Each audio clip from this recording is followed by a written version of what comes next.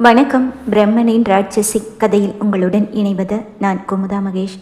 ஆனந்தின் என்னை அலைபேசியில் அழைத்து கொண்டிருந்தாள் தென்றல். எடுங்க ஆனந்த், ப்ளீஸ் எடுங்க என்று மனதிற்குள் கதறிக்கொண்டிருந்த அந்த நொடி யாரோ அவள் தோளில் கை வைக்க பதறி போய் திரும்பி பார்த்தவளின் மூச்சை நின்றுவிட்டது. அப்பா என்று அதிர்ச்சியில் அவள் உதடுகள் தானாகவே உச்சரிக்க கையில் இருந்த மொபைல் ஃபோன் நழுவி தரையில் விழுந்தது. அங்கே கோபத்தில் கண்கள் சிவந்து முகம் இறுகி நின்றிருந்தார் கணேசன். அவருக்கு அருகில் கண்களில் கண்ணீரோடு வேதனையாக நின்றிருந்தார் சரோஜினி. இந்த நேரத்தில் இங்கே எதுக்கடி வந்து நின்றுட்டு இருக்க? எங்களை கொன்னுடலான்னு முடிவு பண்ணிட்டியா? பொது வழி சாலை என்றும் பாராமல் கோபத்தில் பொறுமையை இழந்து கேட்டார் சரோஜினி. அம்மா, அது என்று பதில் சொல்ல வார்த்தைகள் வராமல் தென்றல் திணறி கொண்டிருக்க தொலைவில் இருந்து வந்த போலீஸ் ஜீப்பின் ஹெட்லைட் ஒளி அவர்கள் மீது விழுந்தது. பிரம்மா அவர்களை கவனித்து விட்டான். நள்ளிரவு நேரம் 12 மணியை நெருங்கி கொண்டிருக்க சாலையோரம் தென்றலும் அவள் பெற்றோரும் நின்றிருப்பதை பார்த்ததும் ஜீப்பின் வேகத்தை குறைத்து சாலையோரம் நிறுத்தினான் பிரம்மா. கதவை திறந்து இறங்கிய பிரம்மேஸ்வரன் அவர்கள் மூவரையும் நோக்கி வர அவனை பார்த்த அந்த நொடியே கணேசனின் உள்ளம் பதறி போனது. ஐயோ, மாப்பிள்ளை வராரே என்று முணுமுணுக்க, ஆமாங்க, இப்போ என்ன பண்ணுறது என்று அதிர்ந்த விழிகளோடு கைகளை பிசைந்து கொண்டார் சரோஜினி. இருவரும் ஒருவரை ஒருவர் பார்த்து கொண்டு தென்றலை பார்க்க அவர்களை நோக்கி வந்து கொண்டிருந்தான் பிரம்மேஸ்வரன். சரோஜினியும் கணேசனும் முகத்தில் தெரிந்த பதற்றத்தை மறைக்க முயன்றனர். அவர்களுக்கு அருகில் வந்து நின்ற பிரம்மேஸ்வரன் மூவரின் முகத்தையும் மாறி மாறி பார்த்தான். பிறகு, என்ன மாமா, இந்த நேரத்தில் 3 பேரும் இங்கே நின்றுட்டு இருக்கீங்க, ஏதாவது பிரச்சனையா என்று லேசான குழப்பத்துடன் கேட்டான். அடுத்த கணமே சுதாரித்து கொண்டு முகத்தில் இயல்பான புன்னகையை வரவழைத்த கணேசன், அதெல்லாம் ஒன்றுமில்லை மாப்பிள்ள, கல்யாணத்துக்காக தென்றலோட ஃப்ரெண்ட்ஸு சில பேர் ஊர்ல இருந்து வரேன்னு சொல்லியிருந்தாங்க. பஸ்ஸில் வரதா சொன்னாங்க. பஸ்ஸு கொஞ்சம் லேட் ஆயிடுச்சு, அதான் அவங்கள வீட்டுக்கு கூட்டிட்டு போக வந்தோம் என்று அவசரமாக ஒரு காரணத்தை கண்டுபிடித்து சொல்ல, ஓ அப்படியா என்று தலையசைத்த பிரம்மேஸ்வரனின் பார்வை மெதுவாக தென்றலின் பக்கம் திரும்பியது. தலையை குனிந்து நின்றிருந்தவளை மேலிருந்து கீழ்வரை ஒரு முறை ஆழமாக பார்த்தான். அவளது முகத்தில் தெரிந்த பதற்றமும் கண்களில் மிதந்த கலக்கமும் இறுகி போயிருந்த விரல்களும் அவன் கவனத்திலிருந்து தப்பவில்லை. தென்றல், என்னாச்சு? பதட்டமா இருக்கிற மாதிரி இருக்கு என கேட்டான். அது ஒண்ணுமில்லைங்க மாப்பிள்ள, தென்றல் ஃப்ரெண்ட்ஸ் வர லேட் ஆகுதில்ல, அதான் டென்ஷனா இருக்கா என்று சரோஜினி சொல்லவும், ஆயிசி, உன்னோட ஃப்ரெண்ட்ஸ் எந்த ஊர்ல இருந்து வராங்க? எத்தனை பேர் வராங்க? எந்த பஸ்ல கிளம்பினாங்க? பஸ் டைமிங்ஸ் என்ன? ஒரு போலீஸ் அதிகாரிக்கே உரிய கேள்விகள் தென்றலை நோக்கி பாய்ந்தன. அவனின் எதிர்பாராத அந்த விசாரணையில் தென்றல் என்ன பதில் சொல்வதென்றே தெரியாமல் பேந்த விழித்தபடி நின்றாள். அவள் திணறுவதை பார்த்த கணேசன் உடனே பேச்சை தன் பக்கம் திருப்பினார். அது மாப்பிள்ள, 5 பேர் வர்றாங்க. 11 மணி பஸ்ல வரதா சொன்னாங்க. பஸ்ஸு கொஞ்சம் லேட்டு போல, இன்னும் வரல, அதான் காத்துட்டு இருக்கோம். ஃபோன் பண்ணாங்க, இப்போ வந்துடுவாங்க என்று அவசரமாக சமாளித்தார். ஓ சரி என்று தலையசைத்த பிரம்மேஸ்வரன் இன்னொரு முறை தென்றலின் முகத்தை ஆழமாக பார்த்து கொண்டு அமைதியாக நின்றிருந்தான். பிரம்மேஸ்வரன் கிளம்பி விடுவான் என்று கணேசனும் சரோஜினியும் எதிர்பார்க்க கைகளை பேண்ட் பாக்கெட்டுக்குள் நுழைத்தபடி தென்றலையே அமைதியாக பார்த்து கொண்டு அங்கேயே நின்றிருந்தான் பிரம்மா. பிரம்மா கிளம்பினால்தானே தென்றலை வீட்டிற்கு அழைத்து கொண்டு செல்ல முடியும். இப்போது வராத ஃப்ரெண்ட்ஸை எங்கிருந்து வர வைப்பது? தவிப்போடு கணேசன் பிரம்மாவின் முகம் பார்க்க, மாமா, எந்த பஸ்ன்னு சொன்னீங்க? எனக்கு கொஞ்சம் டீட்டெயில் சொல்லுங்கள், நம்ம கண்ட்ரோல் ரூம் மூலமாக விசாரித்து பார்க்க சொல்கிறேன் என்று சொல்லவும் அதை கேட்டதும் கணேசனின் முகம் ஒரு கணம் வெளிரி போனது. அதெல்லாம் வேண்டாம் மாப்பிள்ள, இப்போதான் தென்றலோட ஃப்ரெண்டு ஃபோன் பண்ணியிருந்தா, பக்கத்தில் வந்துட்டோன்னு சொன்னான். நீங்கள் கிளம்புங்க, இங்கிருந்து வீட்டுக்கு 5 நிமிஷம் தானே, அவங்க வந்ததும் நாங்கள் கூட்டிகிட்டு போகிறோம் என்று அவசரமாக சொல்ல, சரி என்று தலையஸ்தவனின் பார்வையில் சாலையின் மறுபக்கத்தில் இன்னும் மூடப்படாமல் விளக்கொளியில் மின்னிக் கொண்டிருந்த ஒரு ஐஸ்கிரீம் பார்லர் பட்டது. அதை பார்த்துவிட்டு திரும்பி தென்றலை பார்த்தவன், தென்றல் வாயேன், போய் ஒரு ஐஸ்கிரீம் சாப்பிட்டுட்டு வரலாம் என்று கூற தென்றலுக்கு என்ன செய்வதென்று புரியவில்லை. ஐஸ்கிரீம் சாப்பிடும் நிலைமையில அவள் இருக்கிறாள். ஆனந்திடமிருந்து ஏதாவது செய்தி வந்திருக்கிறதா என்று கையில் இருந்த மொபைலை அடிக்கடி பார்த்து கொண்டாள். தென்றல், உன்னோட ஃப்ரெண்ட்ஸ் வரதுக்குள்ள போய் ஐஸ்கிரீம் சாப்பிட்டுட்டு வந்துடலாம் வா. அதான் அத்தையும் மாமாவும் பிக்கப் பண்ண இருக்காங்களே என்றவன் மீண்டும் அழைக்க, எப்படி மறுப்பது என்று தெரியாமல் ஏதோ ஒரு காரணத்தை யோசித்தவள், இல்லை இப்போ கிளைமேட் ரொம்ப குளிராக இருக்கு, இந்த நேரத்தில் எதுக்கு ஐஸ்கிரீம் என்று மெதுவாக சொல்ல அவள் பதிலை கேட்ட பிரம்மேஸ்வரன் சத்தமாக சிரித்து விட்டான். என்ன தென்றல், நீ பாட்டி மாதிரி பேசிட்டு இருக்க? உன் வயசு பொண்ணுங்க பிரியாணியும் ஐஸ்கிரீமும் சாப்பிட விடிய விடிய சுத்திட்டு இருக்காங்க தெரியுமா? என்ன மாமா, தென்றல் உங்களை பார்த்து பயந்துட்டு என் கூட வரமாட்டேன்னு சொல்ற மாதிரி இருக்கு என்று கேட்க, அப்படியெல்லாம் ஒன்றும் இல்லை மாப்பிள்ள என்றார் கணேசன் அவசரமாக. மாமா, இது வரைக்கும் நானும் தென்றலும் சேர்ந்து எங்கேயும் வெளியே போனதில்லை. கல்யாணத்துக்கு இன்னும் ஒரு நாள் தானே இருக்கு. ஒரு ஐஸ்கிரீம் சாப்பிட இன்னைக்கு நான் அவளை கூட்டிட்டு போகலாம்ல என்று உரிமையோடு கேட்டான். கணேசனும் சரோஜனியும் ஒருவரையொருவர் பார்த்து கொண்டனர். மறுப்பதற்கான எந்த காரணமும் அவர்களிடம் இல்லையே. அதுக்கு என்ன மாப்பிள்ள, சந்தோஷமா கூட்டிட்டு போங்க என்று சொன்ன கணேசன், போமா, உன்னோட ஃப்ரெண்ட்ஸ் வந்தா நாங்க பாத்துக்கிறோம், மாப்பிள்ள கூப்பிடுறாருல்ல போ. அவர் முகம் சிரித்தது போல இருந்தாலும் தென்றலை பார்த்து கண்களை உருட்டினார். தென்றல் ஒரு முறை தன் கைபேசியை திறந்து பார்த்தாள். ஆனந்திடமிருந்து எந்த அழைப்போ குறுஞ்செய்தியோ இல்லை. அம்மாவையும் அப்பாவையும் ஒரு முறை பார்த்துவிட்டு மெதுவாக பிரம்மேஸ்வரனை பின்தொடர்ந்து நடக்கத் தொடங்கினாள். அவள் மெதுவாக நடக்கவும் பிரம்மாவும் தன் வேகத்தை அவளுக்கு இணையாக குறைத்து நடந்தான். தோளோடு தோள் உரசியபடி பிரம்மா தென்றலுடன் நடக்க தன் கைபேசியின் திரையை மீண்டும் மீண்டும் பார்த்து கொண்டே வந்தாள் தென்றல். ஆனந்துக்கு என்ன ஆச்சு? என்ன வர சொல்லி ஃபோன் பண்ணிட்டு ஏன் மறுபடியும் மொபைலை ஸ்விட்ச் ஆஃப் பண்ணிட்டாரு என்ற தவிப்பிலேயே சுற்றி என்ன நடக்கிறது என்பதை கூட உணராமல் நடந்தவளை எதிரே இருந்த சாலையை கடக்க முற்பட்ட போது எதுவும் சொல்லாமல் அமைதியாக அவள் கையை பற்றி கொண்டான் பிரம்மேஸ்வரன். அவன் கரம் பட்ட திடீர் ஸ்பரிசத்தில் அதிர்ந்து போன தென்றல் சட்டென நிமிர்ந்து அவன் முகம் பார்க்க அவள் பார்வையை உணர்ந்தவன் திரும்பி அவள் கண்களை நேராக பார்த்தபடியே, தென்றல், உன் கையை பிடிக்க இன்னும் 2 நாளெல்லாம் என்னால் காத்துட்டு இருக்க முடியாது என்று புன்னகையோடு சொல்லிவிட்டு அவள் கையை பிடித்து கொண்டே சாலையை கடந்து ஐஸ்கிரீம் பார்லருக்குள் நுழைந்தான். போலீஸ் சீருடையை பார்த்து கடை ஊழியர் அவசரமாக ஓடி வந்தான். வாங்க சார், வாங்க மேடம் என்று முகம் நிறைய புன்னகையுடனும் மரியாதையாக வரவேற்று, என்ன சாப்பிட்றீங்க சார் என கேட்க பிரம்மேஸ்வரன் சிரித்தபடியே, மேடம் என்ன கேட்குறாங்களோ அதெல்லாம் கொடுங்க என்று சொல்ல தென்றலோ ஐஸ்கிரீம் சாப்பிடும் மன நிலையிலேயே இல்லை. ஆனந்தை பற்றிய கவலைதான் அவள் மனம் முழுவதும் நிறைந்திருந்தது. சொல்லு தென்றல், உனக்கு என்ன ஃப்ளேவர் பிடிக்கும் என்று பிரம்மா கேட்கவும், ஏதாவது ஒன்று என்று ஆர்வமே இல்லாமல் பதில் அளித்தாள். பொண்ணுங்களுக்கு சாக்லேட் ஃப்ளேவர் தானே எப்பவும் ஃபேவரட் என்று கடை ஊழியனிடம் கேட்க அவனும், ஆமாம் சார், கரெக்டாக சொன்னீங்க என்று சொல்ல தென்றலுக்காக சாக்லேட் ஃப்ளேவரும் தனக்காக வெண்ணிலா ஃப்ளேவரும் ஆர்டர் செய்தான் பிரம்மா. சிறிது நேரத்தில் ஆர்டர் செய்த ஐஸ்கிரீம் வர வேறு வழி இல்லாமல் கையில் இருந்த ஐஸ்கிரீமை மெதுவாக சுவைக்க ஆரம்பித்தாள் தென்றல்.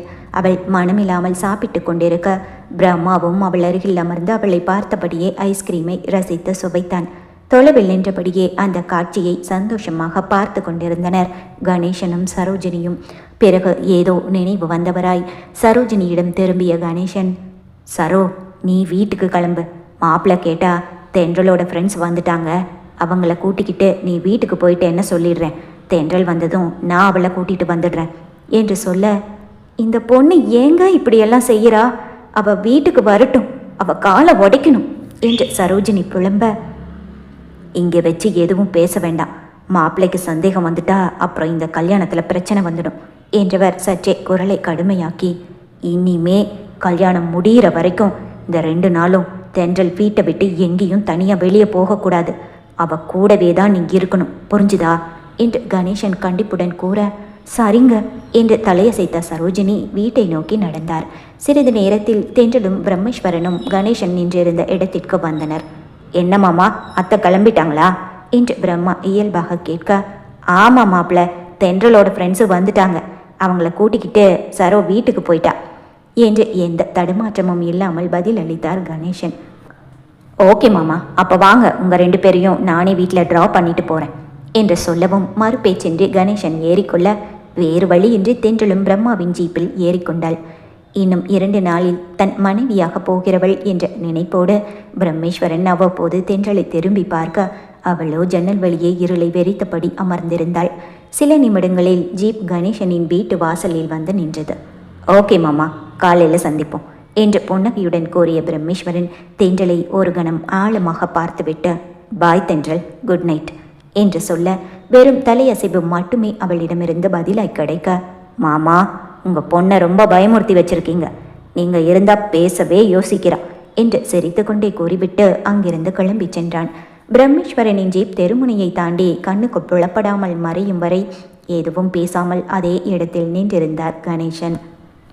பிரம்மாவின் ஜீப் முற்றிலும் மறைந்த அடுத்த நொடியே முகம் இறுக தென்றலின் பக்கம் திரும்பினார் கணேசன். கோபத்தில் அவர் கண்கள் இரண்டும் கோவை பழமாய் சிவந்து போய் இருந்தது. என்னம்மா செய்ய துணிஞ்சிட்ட?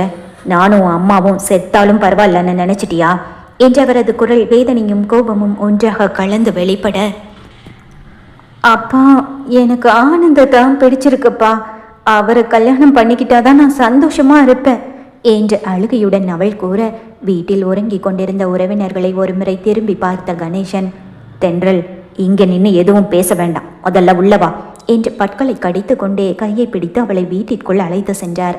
அவரின் பின்னாலேயே சேலை முந்தானையில் கண்ணீரை துடைத்தபடி சரோஜனியும் உள்ளே வந்தார். அறைக்குள் நுழைந்ததும் கணேசன் கதவை தாளிட, பாவி மகளே, என்ன காரியம் செய்ய துணிஞ்சிட்ட என்று கண்ணீர் வழிந்த கண்களுடன் அவளை பார்த்த சரோஜனி அடுத்த நொடியே தன் கோபத்தையும் வேதனையும் அடக்க முடியாமல் அவளை அடிக்க ஆரம்பித்தார். அத்தனை அடிகளையும் வாங்கி கொண்டு அப்படியே ஜடமாக நின்றிருந்தாள் தென்றல்.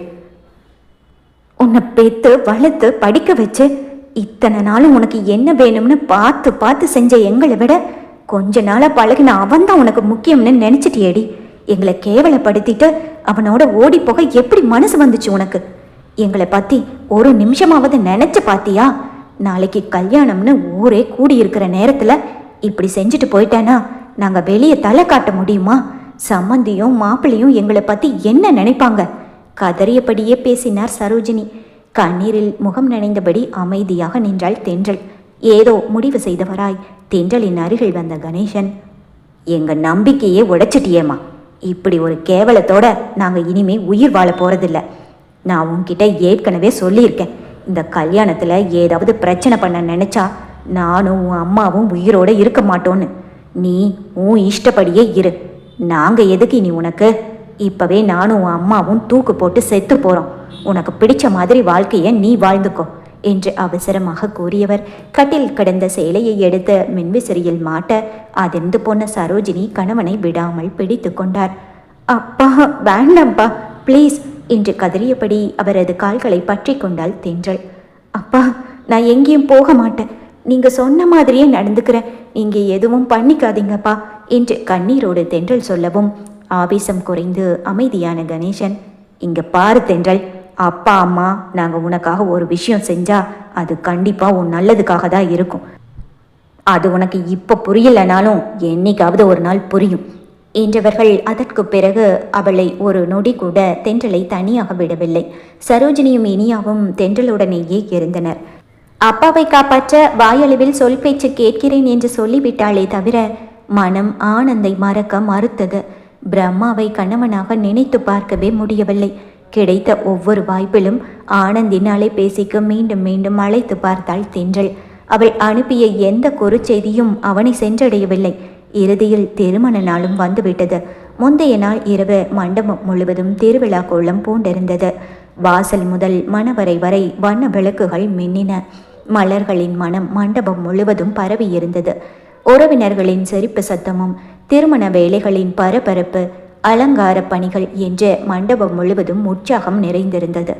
அத்தனை வேலைகளுக்கும் நடுவே ஒரு நொடி கூட ஓய்வெடுக்காமல் எல்லாவற்றையும் முன்னின்று கவனித்து கொண்டிருந்தான் பிரம்மேஸ்வரன். அன்று தென்றலை பெண் பார்க்க வந்தபோது நேத்ரன் இனியாவை பார்த்தது.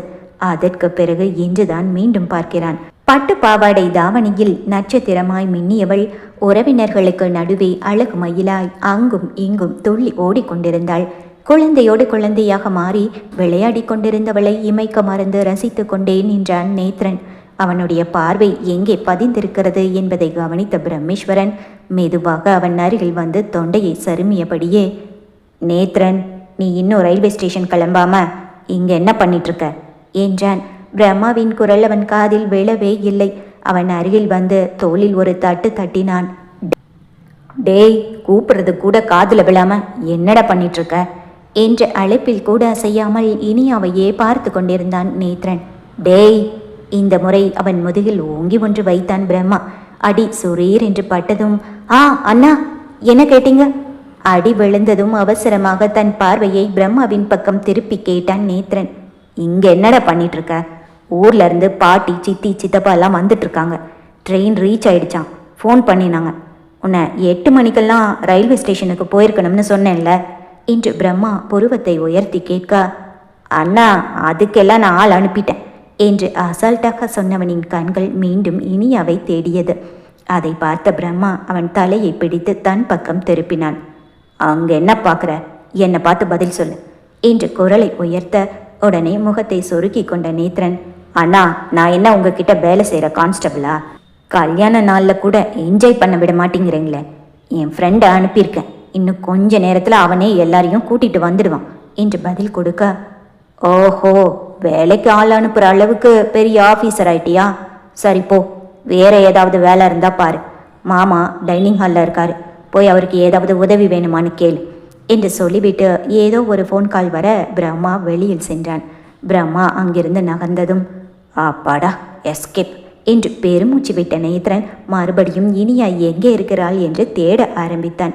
அதை தூரத்திலிருந்து கவனித்த முகிலன், டேய் மாப்பிள்ள, அண்ணன் கல்யாணத்துக்கு வந்திருக்கியா இல்லை உனக்கு பொண்ணு பார்க்க வந்திருக்கியா என்று சத்தமாக கேட்க, அது அம்மா என்னை கூப்பிட்டாங்களாம், அவங்க எங்கே இருக்காங்கன்னு தேடிட்டு இருக்கேன் என்று சமாளித்தான் நேத்ரன்.